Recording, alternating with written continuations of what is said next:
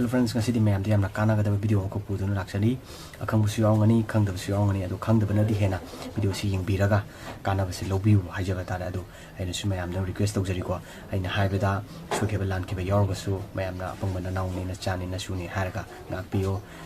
aina ngasi mymda khudon tamjaga da basa dai karsunate koi isam chamba mymna haitare ko koi tungda lakada ba dasha sing haitare haukiba su dum check tawu yagani ko without any calculation karim ta taw da bita just aikoi gi janam ko thi hai tare ko kun koi gi kundali do yingbiraga adum khangba ngam hai tare lakada ba dasha awana do sahi masingda adum khangni da maduni aina adu mayamda sim sigi ucharake ko sida uchari base koi gi tripap chakra kawai sida masing thariba amma ani ahum mani matang conjugate oil thariba masing sing asina sahi masingni sai sai sahi masingni aduna hairiba sahi se aina sida 72 puki tang e ko adu sahi se adum mathang continuous ona ibya adu kogi paper sida yamna pikpa size organina yamna channa idra chahi chambu ko adum ibadum kiyai ke suga akability khotpadi adu anyway hairiba sahi singi marak sida leiba box ahum yoina kakal ahum thungi ai kakal ahum se graha ahum leiduneba karigumba graha ahum se phattaba graha oiraba haitar madu tripa burst haina khangneba adidadi madu gi chahiduma awana nangba asokpa nangba haibna chingba phattaba oi haiba adidadi aikona kari dobo tare masi graha se phabra phattabra khangbam tangai fadedan aina sonda ijare ko graha sing asi leire haiba graha sing asi karam bano graha sing se phatte bano haibse am haijake ko mangan graha sani graha rahu ketu haiba sing sine phattaba graha haije sometimes ravi haiba se karibam box ahum sida rabi ama yauraga gra atopa phattaba ani sig pullaba adida ma phattaba singe sijimaga aduma puena haiba amkum panjage ko mangan graha sani graha rahu graha adagi ketu graha haiba singsineba phattaba singse adu karigumba hai masida pire boxing asida ahum any ahum yawm ma bai tare haiba graha phattaba singse ahum yawm ba taragadi madu tripa verse haina khangni adu masida yengba kitang nuaitaba haitaba leirkru su makhadam ijare ko masida iriba chahi sing asina isa gi chahi neba haiba chahi sing asida tripa verse tare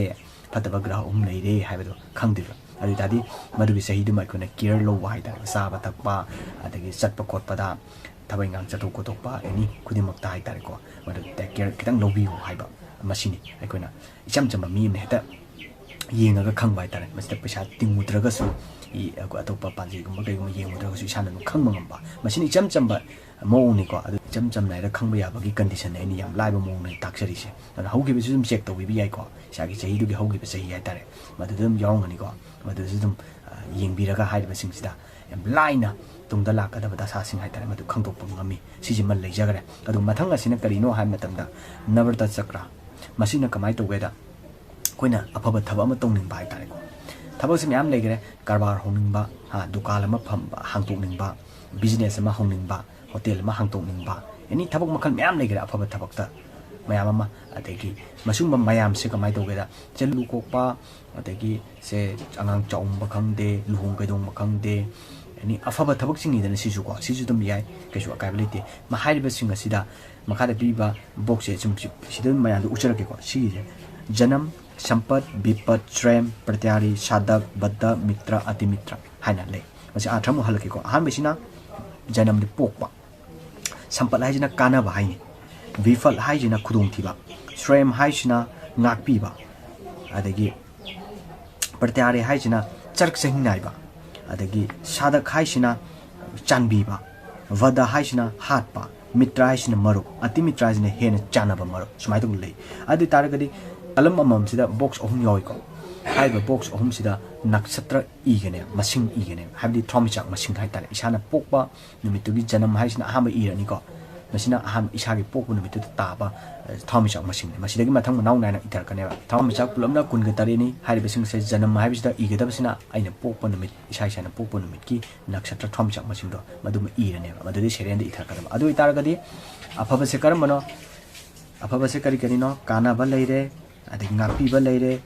adagi chanbiba leire marup leire chanaba marup leire haiba singsida leiba nakshatra masi calendar da sudum khangani ko calendar su nakshatra ibane dum haiba singsida ibane mita thabak tuma hobira pangthokpira badi afaba oigani haiba singa mayamda khangan bai wari ne masida chamam na ba yawbri ngo kari ma chamam na ba yaw taragadi hena ꯑꯩꯈꯣꯏꯒꯤ personally ꯑꯣꯏꯅꯀꯣ ꯑꯗꯨꯝ ꯑꯩꯉꯣꯟꯗ ꯑꯗꯨꯝ contact ꯇꯧꯕꯤꯔꯣ ꯍꯥꯏꯇꯥꯔꯦ ꯑꯩ ꯃꯈꯥꯗ ꯑꯗꯨꯝ ꯖꯤꯃꯦꯜ ꯄꯤꯊꯣꯛꯆꯔꯦꯀꯣ ꯃꯁꯤꯗ ꯂꯥꯏꯟ ꯂꯧꯕꯤꯔꯣ ꯑꯗꯨ ꯌꯥꯝ ꯂꯥꯏꯕ ꯃꯑꯣꯡꯗ ꯌꯦꯡꯉꯒ ꯑꯗꯨꯝ ꯈꯪꯕ ꯍꯥꯏꯇꯥꯔꯦꯀꯣ ꯃꯁꯤꯅꯤ ꯃꯌꯥꯝꯗ ꯑꯩꯅ ꯉꯁꯤ ꯃꯌꯥꯝꯗ ꯈꯨꯗꯣꯜ ꯇꯝꯖꯅꯤꯡꯕ ꯍꯥꯏꯇꯥꯔꯦ ꯑꯗꯣ ꯀꯥꯟꯅꯔꯕ ꯚꯤꯗꯤꯑꯣꯁꯤꯡꯁꯦ ꯑꯗꯨꯝ ꯊꯥꯒꯠꯅꯕ ꯇꯧꯖꯔꯛꯀꯦ ꯑꯩꯒꯤ ꯑꯆꯤꯟꯕ ꯀꯌꯥ ꯂꯩꯔꯛ ꯇꯥꯔꯒꯁꯨ ꯇꯥꯏꯝ ꯑꯦꯗꯖꯁꯃꯦꯟ ꯇꯧꯔꯒ ꯑꯗꯨꯝ ꯃꯌꯥꯝꯗ ꯑꯗꯨꯝ ꯈꯨꯗꯣꯜ ꯇꯝꯖꯔꯛꯀꯦ ꯍꯥꯏꯇꯥꯔꯦꯀꯣ ꯃꯁꯤꯒꯤꯗꯤ ꯀꯥꯏꯅꯔꯁꯦ ꯑꯗꯣ ꯃꯌꯥꯝꯅ ꯀꯥꯎꯕꯤꯔꯣꯏꯗꯕꯗꯤ ꯂꯥꯏꯛ ꯁꯕꯁꯀ꯭ꯔꯥꯏꯕ ꯇꯧꯕꯤꯔꯝꯃꯣ ꯁꯤꯌꯔ ꯇꯧꯕ ꯀꯥꯎꯕꯤꯔꯝꯒꯅꯣ ꯃꯁꯤ ꯍꯥꯏꯔꯒ ꯃꯁꯤꯒꯤꯗꯤ ꯀꯥꯏꯅꯔꯁꯦ